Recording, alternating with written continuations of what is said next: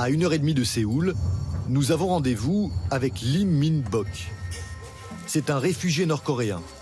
Il a rejoint la Corée du Sud il y a un peu plus de 20 ans. Il raconte que c'est un tract contre le régime de Pyongyang qui l'a convaincu de s'enfuir. Ne marchez pas sur les ballons. Monsieur Lee est l'un des pires ennemis de la Corée du Nord. Sa tête est mise à prix.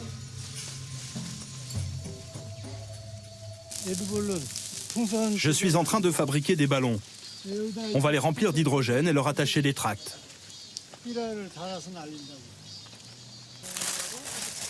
Ça, ce sont les tracts. Dans les sacs, des slogans contre le régime, des pages de Bible interdites en Corée du Nord et des films anti-Kim Jong-un sur des clés USB. 2 hommes l'accompagnent. Ce sont des policiers sud-coréens. Pourquoi la police est-elle présente? Pour protéger Monsieur Lee d'une attaque terroriste de la part de la Corée du Nord. On est 6 agents à protéger Monsieur Lee 24 heures sur 24, 7 jours sur 7. Nous accompagnons Monsieur Lee où qu'il aille.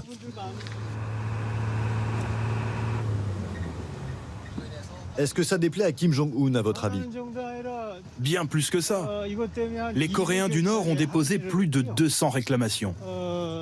Ils ont même envoyé un espion pour m'assassiner. Mais il a été arrêté. Et vous n'avez pas peur qu'il y ait d'autres assassins? Non, non, ça va. Ça me rend heureux de savoir que ça fonctionne.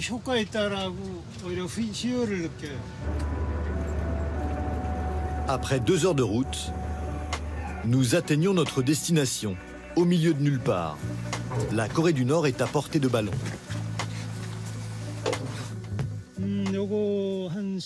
Là, on est à 10 km de la Corée du Nord. On est tout près. À partir d'ici, on n'a pas le droit d'aller plus loin parce que c'est une zone militaire. Son épouse l'aide à préparer l'envoi. Le mécanisme est simple. Chaque sac rempli de tracts est relié à un réveil. Quand il sonne, le sac s'ouvre.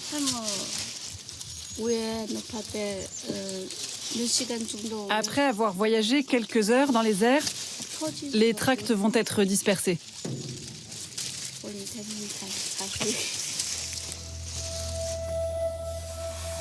Lee Min-bok gonfle une dizaine de ballons. C'est une mission évangélique sud-coréenne qui l'aide à financer ses opérations. Le vent les porte au-dessus de la Corée du Nord.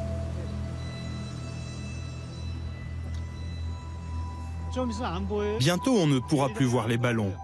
Ils ne pourront pas être détectés par les radars car ils ne dégagent aucune chaleur et ils sont silencieux. Peu importe les fanfaronnades de Kim Jong-un. Difficile de connaître l'impact de ces ballons sur la population nord-coréenne. Maigre sans doute. D'autant qu'il est dangereux de l'autre côté de la frontière d'être pris en possession d'un tract dénonçant le régime.